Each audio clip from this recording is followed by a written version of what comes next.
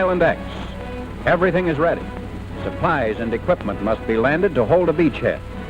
No, this isn't a real invasion landing, but this Jeep is really going wading. It's the result of a new process worked out in the European theater of operation and a new wrinkle in the fight against the Axis. Vehicles so processed can operate in approximately 3½ feet of water for periods of up to 6 minutes. The process involves extending the air intake and gasoline tank bend above water level with an asbestos waterproofing compound.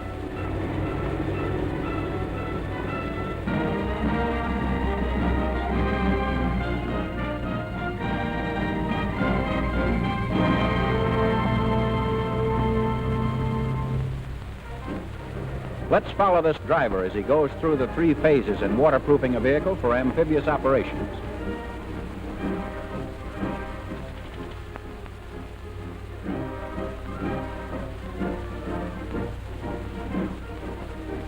A kit contains the asbestos waterproofing compound and all other necessary materials. The compound itself is a thick, pliable substance that can be worked much in the manner of modeling clay or putty.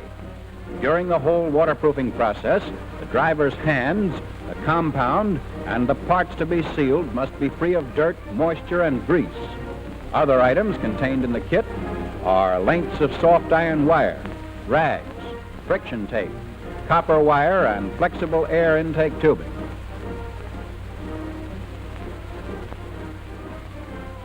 The first item to be treated is the fire extinguisher, which is protected from the corrosive effects of the salt water by sealing both the top and bottom with the asbestos waterproofing compound, or AWC, which is its GI name.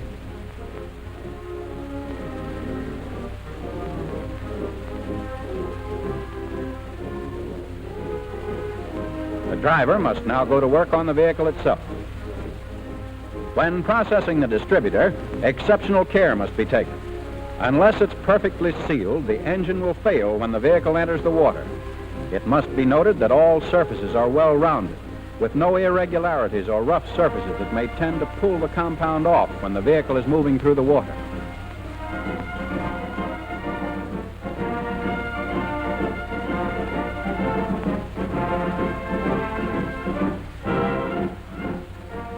The suppressor on the lead between the coil and distributor is finally covered over with AWC.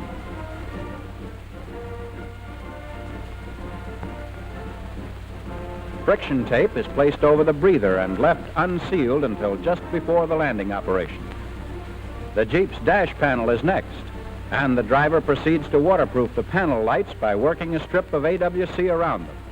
This same care must be observed when waterproofing all the vulnerable parts that would be affected or corroded by the action of the salt water.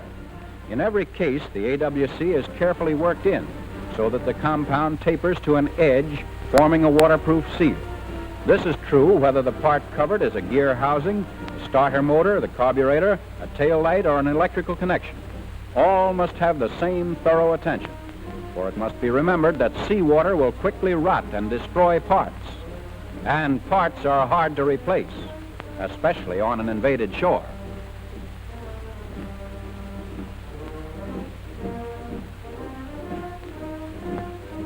Now for the horn, the Sunday driver's plaything. Overlapping pieces of tape are used to make a firm base for the compound. Patties of AWC, the correct size and shape, are then molded in place. When the mouth of the horn has been covered, the seams along its length are sealed. The compound must be molded into all holes, cracks, and seams to obtain essential watertight protection. And our Sunday driver's noisemaker is expertly silenced. It's been quite a workout, so the driver gives himself a breathing spell by sealing the horn button. A nice, easy one to do.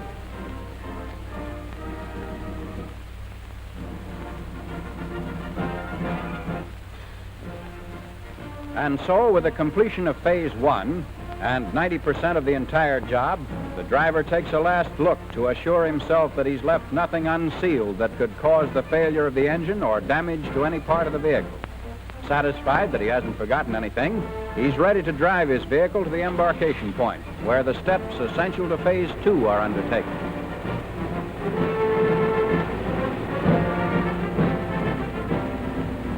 This phase must be executed within 2 or 3 miles of the loading dock or embarkation point.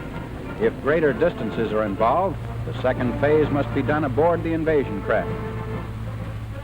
At the embarkation point, some protection for the vehicles must be provided lest rain interfere with the waterproofing. In bivouac, the officer in charge checks on the work. The last step in phase 2 is the improvising of an extension from the air intake. Here, the driver uses rubber-impregnated tubing which has been split, forming slots on opposite sides. This permits the tube to overlap the air intake assembly.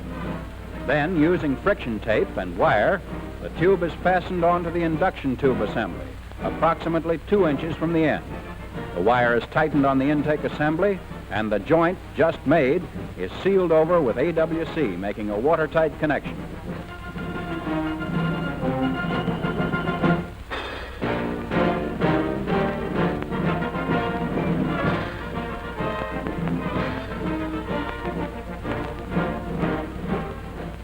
The free end of the flexible tubing is brought out under the rear lower part of the hood, up along the windshield, and finally fastened with wire to the small loop on the top of the windshield frame.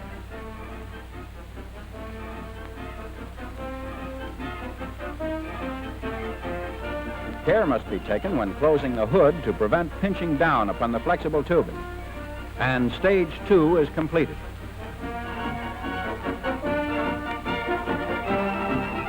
The vehicle is then driven to the invasion craft, where phase 3 in the waterproofing of the vehicle will take place. However, no more than 12 hours may elapse between the time of the processing and the time when the vehicle is to enter the water. Ideally, this third and last phase should be executed during the last hour before the landing is to take place. The engine must be cool when this work is being completed. The driver seals the distributor vent or breather with a thin layer of AWC, working it in carefully to make a waterproof seal.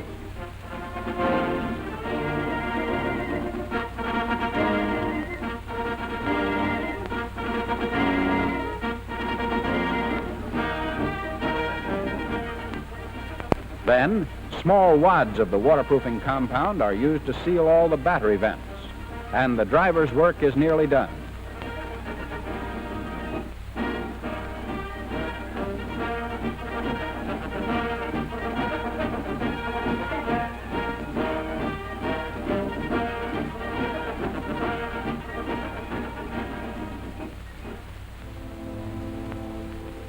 As the invasion craft nears the beach, the driver reseals the ignition switch in the on position.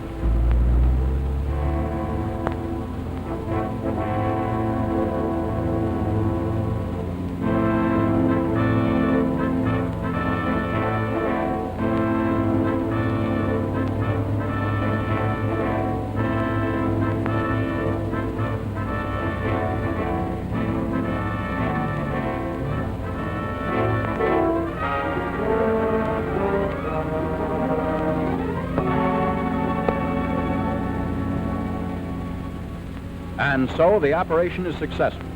The vehicles have been correctly processed and will carry safely to shore the equipment and supplies so necessary for our fighting men. Each and every driver has followed his instructions to the letter, for they, with their vehicles, form a team with a real job to do. They know that by performing their jobs efficiently, they'll be protecting their own lives, the lives of others, and be doing a soldier's part in helping to speed the inevitable victory.